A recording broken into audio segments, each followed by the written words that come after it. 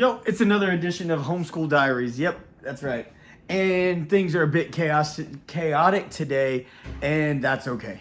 You know what I mean? Like I told you before, sometimes you just got to keep it real, and you just got to be okay with yourself. You got to be real with other people that are out there. If you're on social media, don't always just post nothing but like everything's fly, everything's great, everything's perfectly neat and organized and orderly. Things are different. And the crazy thing is that they're different from day to day. They're different from child to child. He dashed us. Me and him ordered from him, and he dashed it. Yeah, that's right. Corey and Colton. I've been hustling some DoorDash, and Corey and Colton. So I paid him geological cash. Geological cash. Geological cash. Okay, so we've got 4 weeks left. 4 weeks. 4 weeks. Things are kind of crazy. No, I have like a week left. Corey is. Corey's in a special place because Corey is super motivated to get to summer. He's ready to be done with his classes, and the fact that he's able to work ahead, he is seriously working ahead. So, as I've told y'all before, we actually have a real structured set curriculum. We're in the Enlightium program, and that's not a plug for them. That's just the one that we happen to be using this year. We really like it. It's really cool. If y'all are interested in knowing more, please comment below, and I'm happy to have open discussion, you know what I mean? So I can discuss, you can discuss, we could all discuss these things together. It's a great way to do that here on YouTube. Or you can find me also on Instagram or TikTok or Facebook, things like that. And we could talk about it. I've done TikToks where I've discussed the different curriculums a few times. And so, anyways, we did a Becca for a while. Right now, we are in the Enlightium program. In the Enlightium program, the thing is it's very structured. It's literally just like being in a real school in regards to the fact that your deadlines are your deadlines. Like, you know, teachers can give leniency, allow you to do makeup work, allow you to do, you know, retakes, things like that, you know, but it's within teacher discretion. They do have online teachers.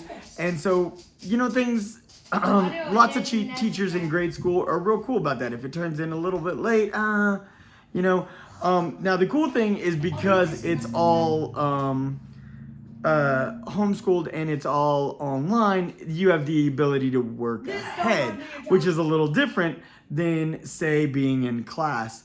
I remember when I was in 7th grade, I was just kind of in a place where I was just really good at math, and I loved the fact that I was good at math, and I hated homework. So I would like be in class, and while my teacher was going over the examples, I remember, I don't know, it was like every odd question or odd problem in the book was what we would turn in, you know, and normally they would only pick like 2 or 3 of the word problems. And while he was going over the lesson for today, I was working on tomorrow's lesson, and, you know, just so I wouldn't have homework. And sometimes I ended up doing a few extra problems here or there, or I'd miss a problem here or there because he would be like, oh yeah, I want you to go ahead and do 13, 14, and 15, stuff like that. But I would do that, and because I didn't like homework. Well, now, the boys have the ability, their assignments are there. So once they complete, like, say, Monday's assignment, Tuesday's assignment becomes available. And so once they finish Tuesdays, Wednesdays become available. So they can essentially work as far ahead as they absolutely want to, as long as they're on top of their game and getting their assignments done. Now, every now and then, there's an assignment that it'll be like a big project or something, and your classes will be, like, locked. So they'll kind of lock you in that class until that assignment is complete. And so the tricky thing about that is if you work ahead, and a project sometimes, it takes time. Corey, I'm kind of in the middle of this. So we're not putting on YouTube right now. So anyways, so the thing is like, if we're waiting for them to do a big project, you can't always start some of your assignments. But sometimes it'll still let you start the assignment. So it just kind of depends. I don't know what you're showing me. What is it? Oh, it's a fitness person. Somebody doing a sit-up. So Corey's YouTubing himself right now. So anyway, so that's the thing is Corey has been really motivated. He's been really working on his classes and really getting ahead. So like I said, they got 4 weeks left, and Corey's already completed all of his science classes for the year, and he's almost done with his Bible classes for the year. And he's got, you know, 4 other subjects that he's got to tackle, but he's on his game. Now, Colton, on the other hand,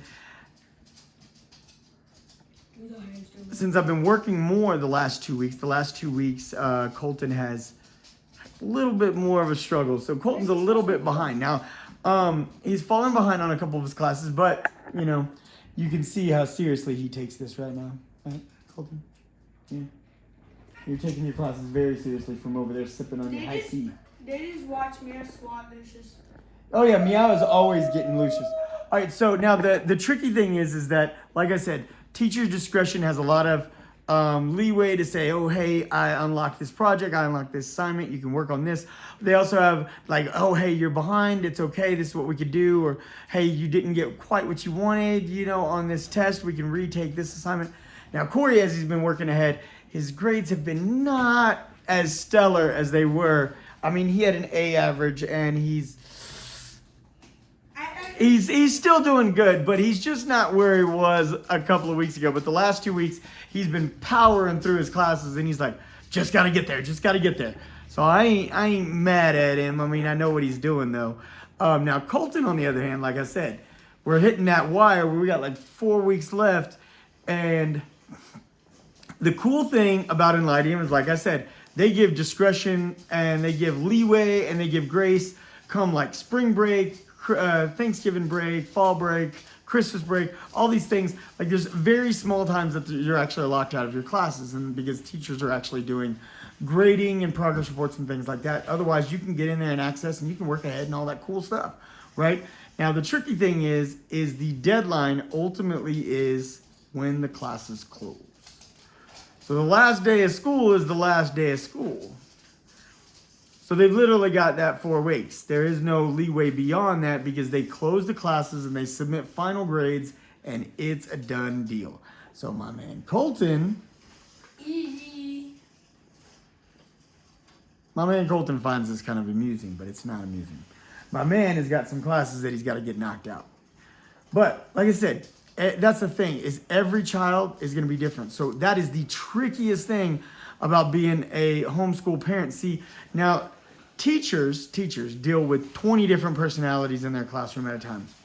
Okay, and those 20 different personalities that they're dealing with, at least they're teaching them all the exact same thing at the same time. So they're teaching them all this, and Corey and Colton are in 2 different grades, learning 2 different things, and they're 2 different personalities, and it is a special time.